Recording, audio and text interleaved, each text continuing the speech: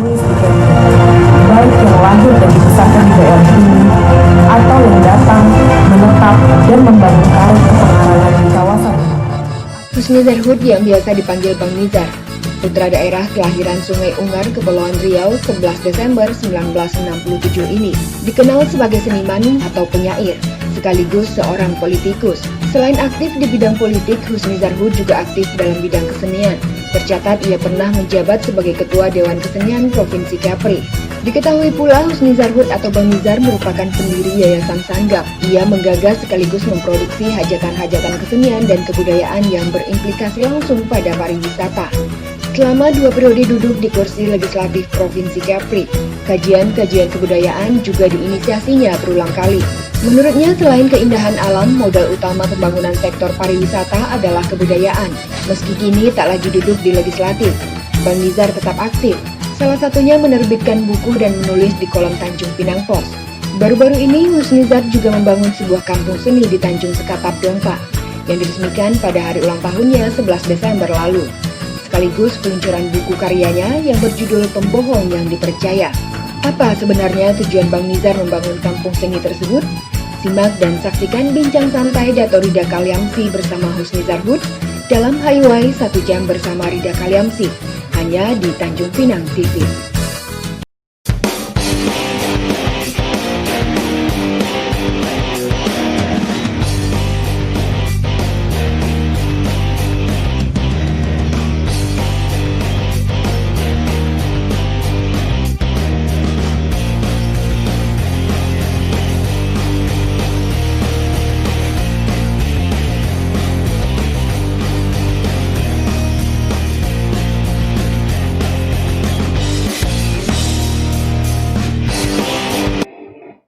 Hai, kita berjumpa lagi pada sesi yang ketiga, bincang santai dengan Bung Husnizar Hud. Anda sukses dengan Mahmud, dengan kolom-kolom Anda bertahan selama 16 tahun dan menerbitkan buku yang sudah 6 judul. Nah, kabarnya sekarang Anda punya kerja baru, sebuah ide baru, sekarang membangun sebuah kampung seni di Teluk Sekatap. Bagaimana Anda menemukan ide ini dan sebenarnya apa yang Anda inginkan dengan kampung seni seperti itu? Pertama, saya selalu punya semangat ingin menjadi yang pertama. Ketika saya membangun pusat latihan seni Sanggam itu, saya berani bilang bahwa itulah sanggar pertama sanggar modern ya, sanggar modern yang dikelola dengan manajemen baru dan berhasil sampai sekarang. Banyak lain juga saya ingin yang sesuatu, tapi ketika Sekatap ini memang menarik itu. Ketika 2004-2005 saya menulis Temberang itu, saya berimajinasikan Mahmud itu tinggal di sebuah pulau di Dompa itu. Dan akhirnya Dompa menjadi hebat seperti sekarang ini. Terus ketika saya ditawarkan tanah di situ, saya belum terpikir juga tentang itu. Tiba-tiba saya sambil membantu masyarakat, saya ambil tanah di situ. Nah, ketika saya tidak lagi aktif. Sekarang kayu Sekatap itu Anda sudah milik, Anda beli, ya, Anda bebaskan. Saya bebaskan itu membantu masyarakat di situ kan. Tapi saya tak pada mulanya tidak ada gagasan untuk bangun kampung seni itu, tidak. Tak terpikir juga ke situ. Tapi setelah saya tidak aktif lagi di politik, saya di DPR, saya cari aktivitas. Sebetulnya karena wabah ini, pandemi ini, saya tidak mau ke kota, saya mau cari kebun.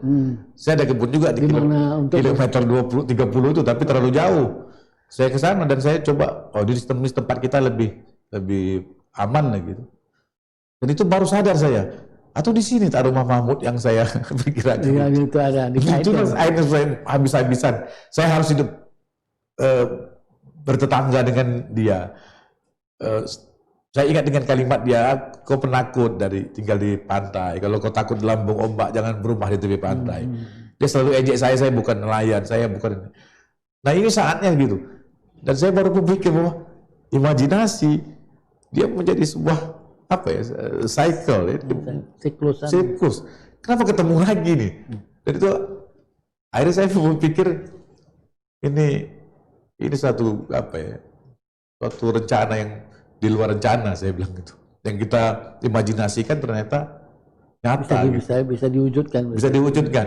Walaupun saya agak, wah ini berarti prosesnya udah jauh. Biasanya kan punya kampung seni, punya padepokan tuh orang-orang udah tua. Saya menolak tua juga sebetulnya untuk berada di situ. Tapi saya ingin jadi orang pertama juga bahwa yang punya kampung seni, karena kampung seni itu banyak di Indonesia, di Jogja, di Semarang, di daerah timur juga ada. Tapi di Kepri belum ada kampung seni dan saya mau coba. Kampung seni yang berasa, bernuansa, beraroma Melayu kan, yang berdarah Melayu. Dan saya ingin mewariskan nilai-nilai kesenian terutama tari dan lain sebagainya itu ke warga di sekitar itu. Sehingga mereka akan mendapatkan efek positifnya bahwa mereka bisa belajar tentang kesenian Melayu. Nah, kampung itu nanti kegiatannya akan apa saja gitu yang ada di kampung itu nanti rencananya? Sekarang sudah berbentuk yayasan, artinya milik banyak orang. Pertama, dia akan menjadi pusat latihan lah juga untuk belajarkan anak-anak di sekitar ada itu. Ada pertunjukan yang dirancang setiap bulan, setiap bulan. Ya? Setiap bulan kita akan mengambil setiap 15 Hijriah. Jadi namanya nanti apakah malam bulan purnama, apakah pentas bulan mengambang. Jadi di tanggal 15 Hijriah akan ada pertunjukan. Tapi dari itu adalah kita akan membuat beberapa tempat yang menjadi galeri untuk pameran, untuk dokumentasi. Kawan-kawan seniman bisa menitip di situ, baik secara kelompok maupun individu, agar masyarakat bisa menyaksikan, melihat secara langsung. Tapi saya ingin memang kawan-kawan punya laman berkarya lah. Kita akan membutuhkan taman. Tapi bagaimana menghidup kampung itu dari aspek ekonominya? Dari mana ada punya sumber pendapatan, dari mana rencananya? Kan tak mungkin dikuras sekantung terus-menerus kan. Ya, walaupun itu berat, tapi kita mencobalah dengan berbagai cara. Saya sudah juga bekerja sama dengan kawan-kawan yang punya industri, misalnya tentang souvenir, tentang apa, kita mau coba. Dikaitkan dengan dunia pariwisata. Ya, kita ajak juga nanti kawan yang bisa memanage untuk bisa homestay masuk ke aplikasi-aplikasi wisata itu, supaya mereka jadi tempat alternatif. Saya dengar kampung Anda itu ada hutan mangrove-nya, ya itu akan Anda gunakan sebagai itu bisa jadi objek wisata mangrove, bisa orang tinggal di situ untuk camping, keluarga, wisata edukasi ya tentang kehidupan mangrove dan sebagainya. Itu kita harus kerjasama dengan kawan-kawan di LSM Hijau di sini, yang kebetulan kawan saya juga, Bung Roy. Kita kerjasama untuk nanti bisa menanam lagi mangrove itu di sekitar-sekitar itu yang ada lahan yang masih besar. Kasih ada kawasan pantai di sana, masih ada kawasan pantai yang bisa dikembangkan sebagai kata resort wisata atau itu berapa luas kawasan Tanjung Sekatap itu? Apa Teluk Sekatap itu? Teluk Sekatap itu besar, tapi yang kita punya itu kan terbatas, sekitar 1 hektar. 1 hektar saja. 1 hektar, tapi ya cukup lah. Kalau besar kita tak sanggup juga untuk mengelola itu. Ada tempat tinggal yang bisa 8 orang, semacam homestay itu. Yang sedang kita bangun sekarang nanti penginapan yang untuk backpacker lah, bisa lebih besar, bisa jadi tempat dialog atau diskusi juga gitu. Tapi kita menyewakan juga tenda-tenda nanti. Grand openingnya mungkin Januari lah. Ini kan baru soft opening ya. Ini lagi mempersiapkan, dan saya akan minta mereka dikelola oleh mereka sendiri gitu. Kita cuma menyiapkan fasilitas saja. Itu bisa dikembangkan sebagai wisata katakanlah wisata bahari, wisata air, aqua, wisata seperti ada boat atau banana seperti itu. Ada rencana seperti itu. Bagian luarnya seperti itu. Kita sudah punya satu perahu karet yang kita sedang uji coba. Banana boat semacam itu ya. Kita satu punya motor ATP itu yang untuk main di trek berlumpur itu. Tapi masih dalam rangka uji coba karena dia banyak sekali komponen yang harus dipersiapkan. Misalnya contoh, kalau wisata bahari, boat dan sebagainya itu kan harus ada pengawas, harus ada orang-orang yang profesional. Tak bisa kita lepaskan aja, harus ada batas. Batas untuk daerah mereka bermain. Berbahaya. Karena itu punya risiko. Kalau yang ATP itu harus ada spare part, ada bengkelnya. termasuk ada P3K-nya. Tapi kan Anda tidak ingin Tanjung Sekatap itu kehilangan roh seninya kan, roh keseniannya. Jadi apapun yang Anda kembangkan tetap berakar, berjangkar dengan kesenian itu sendiri kan. Kita sudah hubungi RT di sana, mana anak-anaknya, kita akan ajar. Saya sudah kumpulkan beberapa kawan-kawan penari, koreografer, ajar mereka tari persembahan, ajar mereka tentang zapin. Sehingga mereka mendapatkan efek manfaatnya di wilayah itu. Mereka tahu tentang kebudayaan ini, karena mereka tak punya kesempatan mungkin bertemu dengan pelatih. Yang Tetap itu. Tapi kalau soal wisata itu saya sebetulnya agak risau. Di Dompak itu kan belum ada titik temu, meeting point-nya. Orang sekarang main di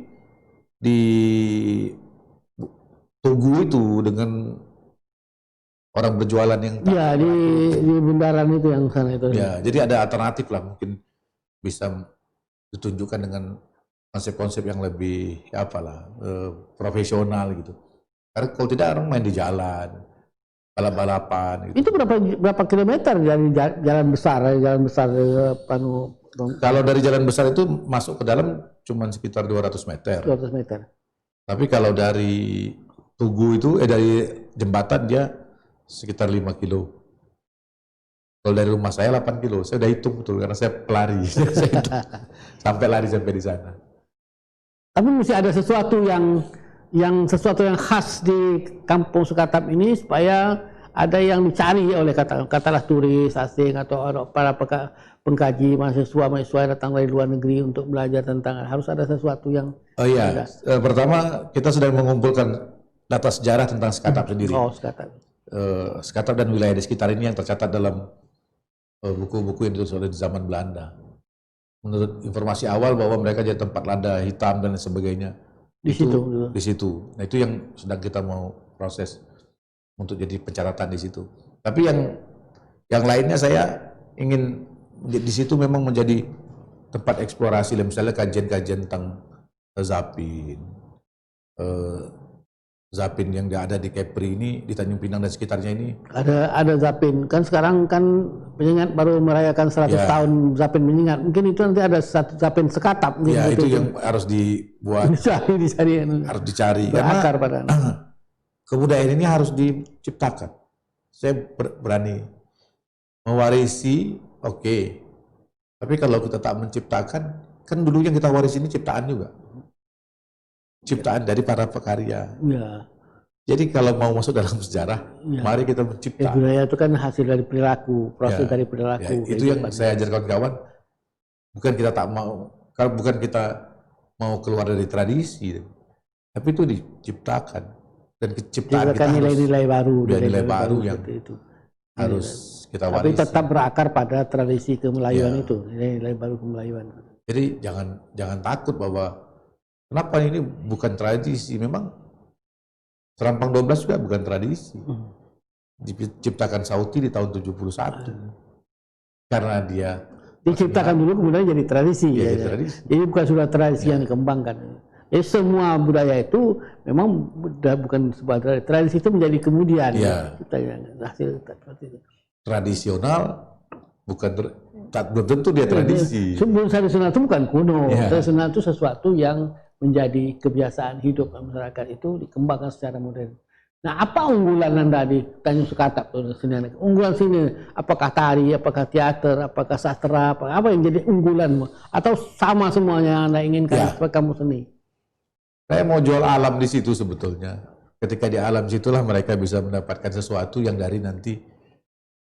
Jadi tembok puisi yang kita akan buat di situ, mudah-mudahan ada orang yang suka dengan puisi ke depan dan melahirkan karya puisi. Ada panggung, mudah-mudahan ada pemain makyong, ada penari yang akan lebih hebat lagi. Ada galeri seni rupa yang dibuat sama Deddy Junizar itu, mudah-mudahan ke depan ada perupa yang bisa mengimbangi karya mereka. Ada galeri-galeri musik. Nanti saya mau bikin secara digital gitu, walaupun mereka bisa mendengarkan langsung melalui barcode yang di-scan gitu. Itu supaya orang bisa hidup. Dan termasuk nanti yang kita mau buat adalah kursi-kursi pantun itu. Di setiap kursi itu ada tulisan-tulisan. Ada pantun-pantunnya seperti itu.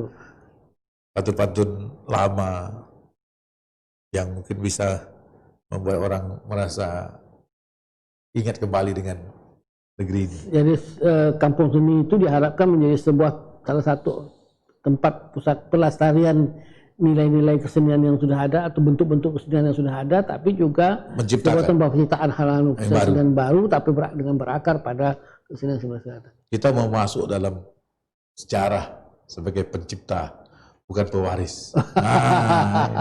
Pencipta yang mewariskan, ya. Tapi bukan hanya mewarisi. Kita bukan mau mendapat warisan dari orang tua, tapi kita ingin mewarisi kekayaan baru kepada anak cucu mewariskan kita. Kepada generasi yang akan datang sesuatu hal yang baru seperti itu. Ya, menurut saya Anda ini akan diluaskan kawasan itu. Nah, ini cuma 1 hektar. Nanti satu panggung saja lah, kalau udah nonton ada kawasan masih bisa dibesarkan, kawasan Tanjung Sekat, Sungai Sekat. Itu kembali ke awal kita Datuk. Daerah harus hadir. Ini kan cuman apa ya? Embrio kecil. Pemerintah harus hadir. Di sebelah kami ada tanah pemerintah yang besar. Oh iya. Jadi mereka bisa membuat yang sama atau bekerja sama dengan kami gitu. Atau meminjamkan gitu. Jadi ini sebetulnya hanya memberikan sebuah konsep begini. Anda sudah menyusun konsep khusus bagaimana mengembangkan Teluk Sekatak sebagai kawasan seni, lalu menyerahkan itu atau menyampaikan kepada pemerintah daerah tentang rencana pembangunan. Saya sudah punya konsep, sudah punya gambaran tentang perkembangan ini, tapi secara langsung, secara formal belum. Saya mungkin akan mengundang siapapun yang nanti akan terpilih di ke depan sebagai orang pemangku kekuasaan di Dompa itu, karena saya bisa tunjukkan fotonya. Kalau dari laut, lokasi Tanjung Sekatap itu belakangnya kantor gubernur. Langsung ya? Langsung. Baru semalam saya foto dari laut itu, saya foto ternyata lurusnya itu kantor gubernur. Artinya kantor gubernur bisa melihat kami di atas bukit itu, dan mereka bisa hadir baik secara bersama-sama untuk mengembangkan, mereka bisa melakukan sendiri atau bekerja sama. Kalau salah saya di situ tuh ada gedung lembaga ada gedung dinas kebudayaan yang di atasnya ya, di atas kampung seni Anda itu ada. Jadi sebenarnya kan sudah kampung budaya betul sebetulnya, ada lembaga ada. Auranya sudah ada. Auranya sudah suatu kawasan yang disiapkan itu, tinggal bagaimana mewujudkan sebuah kawasan yang lebih rapi, lebih tertata, lebih seperti itu, lebih terang lah malam. Saya buat saja seperti ini, seperti dulu saya membangun sanggar, sanggam itu, dan sekarang belasan sanggar dengan hidup.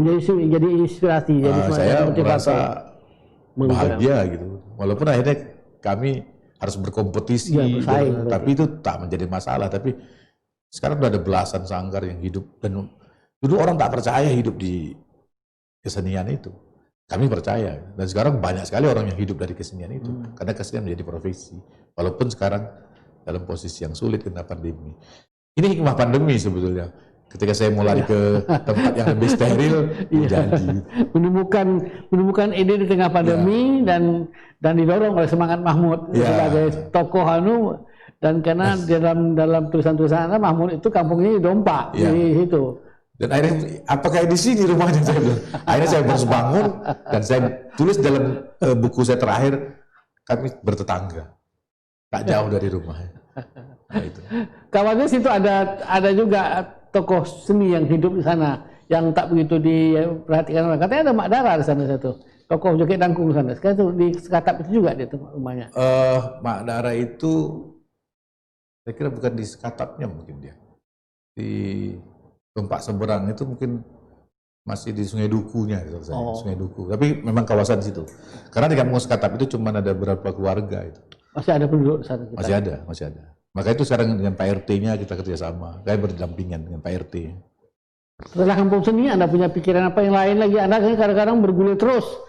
Ide-ide besar Anda terus selain kampung seni, nanti apa lagi yang kira yang terpikirkan? Karena energi Anda ini melimpah ruah soalnya tak. Saya sebetulnya ikut jejak Datuk aja. Saya ikut Datuk Rida ini jadi inspirasi saya juga itu. Kita tak boleh berhenti itu, harus. Tapi kadang-kadang menunggu satu proses itu muncul kan harus ada pengendapan juga. Ya, ada Ini unsurnya banyak ini, secara ekonominya sulit ini kan dari mana, tapi ya kita mudah-mudahan nanti bisa berproses, Ya, bisa. karya besar seperti Tupatun Napis, Gunan 12 lahir di sebuah pulau kecil, pulau penyengat. Nah, jadi berarti Anda punya referensi yang bagus tentang Kepulauan Riau ini, tentang negeri Melayu ini ada kekuatan.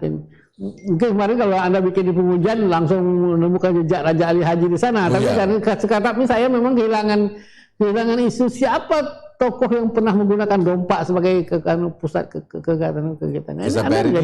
Anda menjadi orang pertama di dompak membangun. Kita pernah dikumpulkan itu sejarawan dengan Pak almarhum Pak Ayasani, kita tak menemukan juga. Waktu itu kita memberikan nama Seri Dompak padahal. Ya. Bukan Istana Kota Piring gitu. Ya. Ditanya juga siapa. Malah kita bilang dompak ini mungkin dari rompak lah itu, dan marah. Bahasa Cina lompak tuh. Ya, mungkin saja bukan hanya terteduh, kan ada terlindung dari angin dari musim itu. Karena ada Basing penjara, ya. Ada penjara di Basing, ya. Itu kan bersebelahan sekali.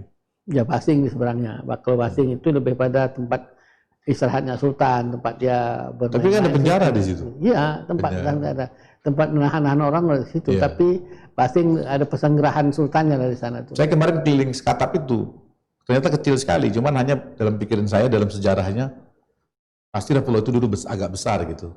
Abrasi dan lain sebagainya jadi kecil gitu. Karena daratannya kan itu landai sekali sampai hampir mendekati Pulau Dompak itu. Kami keliling itu. Ini kok tak begitu besar, tapi melihat dari jejak-jejak pohon-pohon dan landainya pantai itu, pulau itu mungkin besar dulu. Oke. Jadi setelah Tanjung Sekatap, setelah hukum seni, Anda masih menyimpan mimpi-mimpi Anda untuk masa-masa yang datang. Mungkin, tapi tetap berakar pada kesenian, pada mimpi budaya Anda ya. Dan saya selalu ingat pesan dari Churchill itu, Winston Churchill itu. Dalam politik Anda, dalam perang Anda mati sekali. Ya.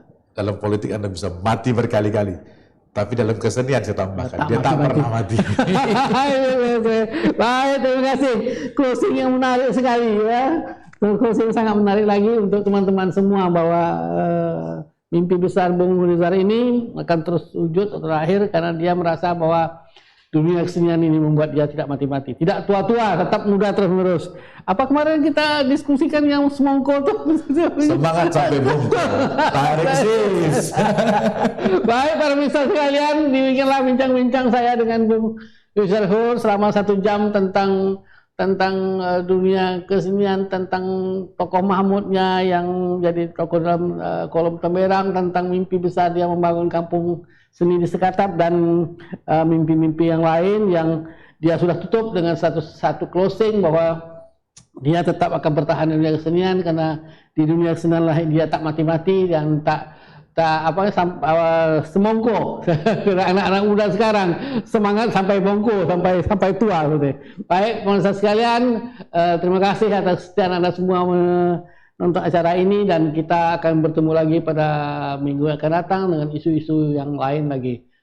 Assalamualaikum warahmatullahi wabarakatuh. Hai, kita berjumpa lagi pada minggu yang akan datang. Assalamualaikum warahmatullahi wabarakatuh.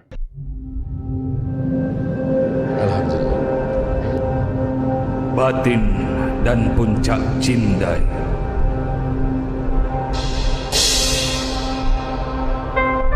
Bismillah itu permulaan kalam. Assalamualaikum pembuka salam. Hamba yang fakir